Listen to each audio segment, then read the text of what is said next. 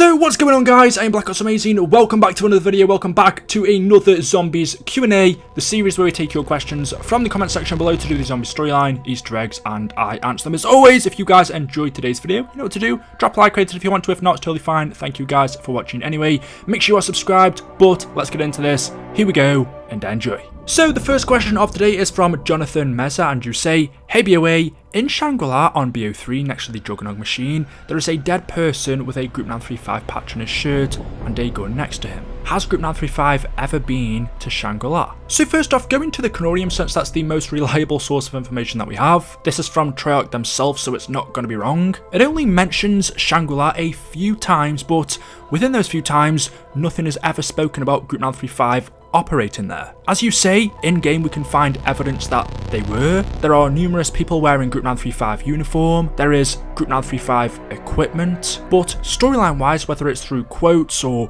radios to Canorium, Group 935 was never mentioned being at Shang. But why?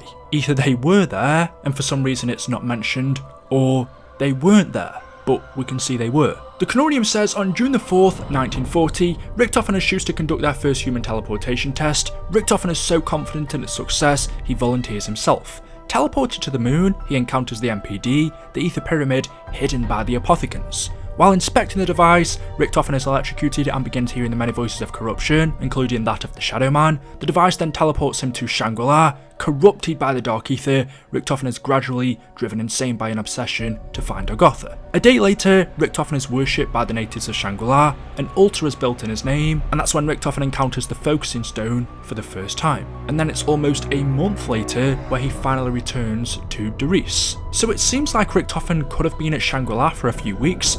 What he would have been doing, we don't know. That's another mystery that we're never told. Why did he spend almost a month at Shang? That's a strange one. And then the other few times it's mentioned in the Canorium is one, when it talks about Brock and Gary, the two British explorers that ended up getting stuck in a time loop. And the second time is when Ultimus travelled there to collect the Focusing Stone for Richtofen's grand scheme. So no mention at all of Group 935 working here. Yet, when you play the game, you can see their equipment, dead zombies wearing their uniform. It's pretty obvious that they were here. You can see all around the underground section, Element 115 has been mined from the tunnels, the same tubes that we find in Kino der Toten with zombies inside of them. I just find it a little bit of a mystery how this is the only location that Group 935 isn't said to have been at, but we can find evidence that they were. Shangri-La takes place in the Himalayas. The only person that would have told Group 935 about its location would have been Richtofen, but then it also doesn't make sense for him to tell anyone. When Richtofen was teleported to the moon and then Shangri-La, his priorities changed. He wasn't interested in Group 935 anymore. His new goal was to take control of the zombies. None of it really adds up. The only other thing I can think of is possibly when Richtofen was here for those few weeks, was it him and a few other Group 935 employees doing the excavating and other work here? It's difficult to say since this has never been mentioned. The next question of the day from Freddy Dunn says, "Hey BOA, what's the story of the dragon heads in Der Eisendrache? Please answer, love your videos, keep it up." Yet another question that is never spoken about. There's nothing about this in the Canorium, there are no radios or ciphers in Der Eisen. Even from our character quotes, they recognise the dragons exist, but they don't say how. The only character that would know is Richtofen. Since Der Eisendrache is a former Group 935 base,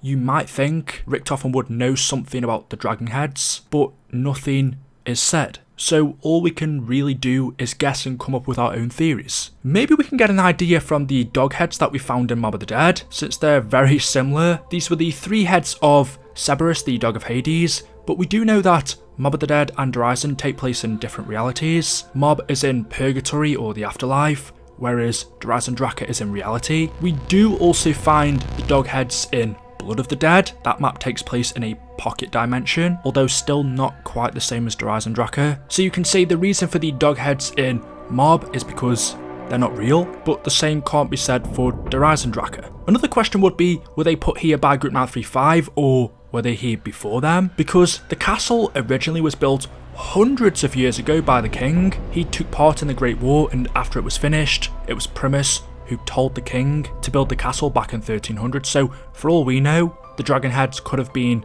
put there back then, but still, how they come to life, yeah, I can't answer that. I'd be interested to hear your guys' thoughts in the comment section below. The next question says, do you think there is more meaning to the forest? Now, I was thinking about this the other day. We saw the forest in Black Ops 3 a very long time ago when that game came out in 2015. It was one of the first things we saw with our PRIMIS characters, and it was also one of the last things we saw in Black Ops 4. That is where the story of Richtof and Takeo, Nikolai and Dempsey ends. They die there. But I was thinking, could this have been a hint all the way back in BO3 that our characters would die? Not only that, but in the forest. Because if we go back to BO3, every time you end a match or you die, our characters get sent back to the forest. Whoever you're playing as, whether it's PRIMIS, Ultimus, the Shadows of Evil crew. In this instance, we're focusing on PRIMIS and Ultimus, but whenever we died in that game, our characters would be sent back to the forest.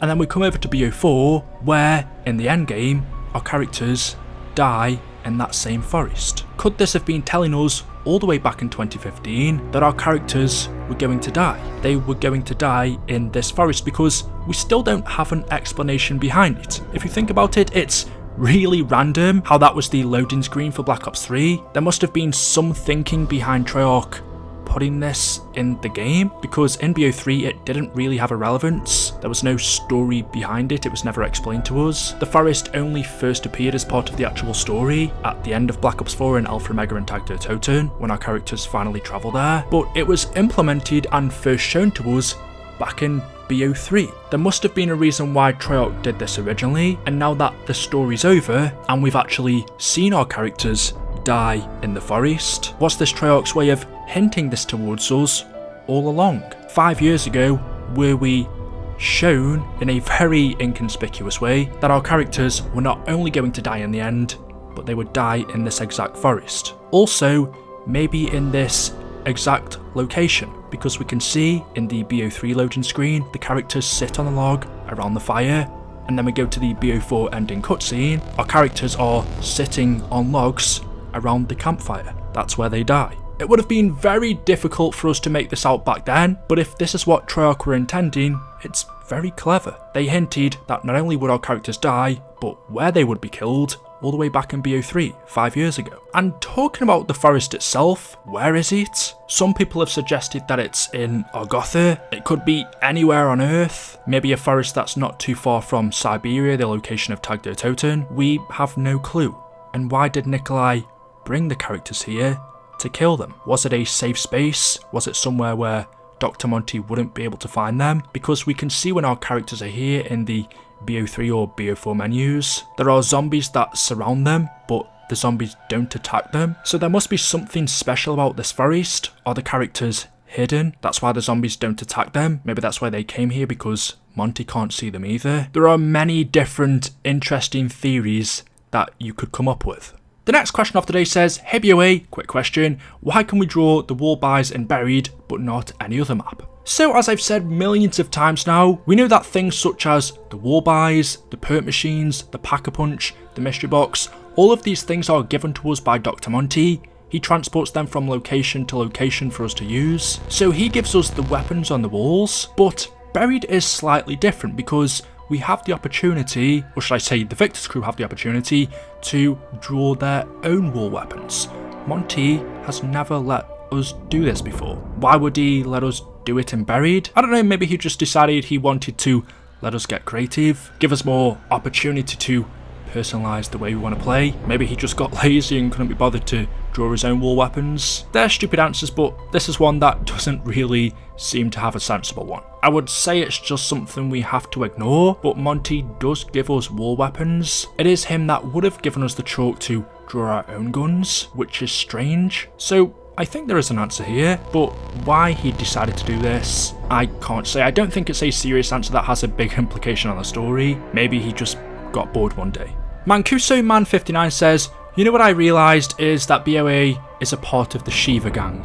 Nasty. Okay, that's it. We're done here. No more questions. Shiva is the best starting weapon ever. I will not have anyone disagree. It reminds me of the M14. So there we go. That is it, guys. That is all I have for you for today's video. As always, hopefully you have enjoyed. If you have, you know what to do. Drop a like rating. Make sure you are subscribed to stay up to date with the latest content on the channel. Thank you guys so much for watching, and I will see you all in the next video. Until then, leave your questions down below.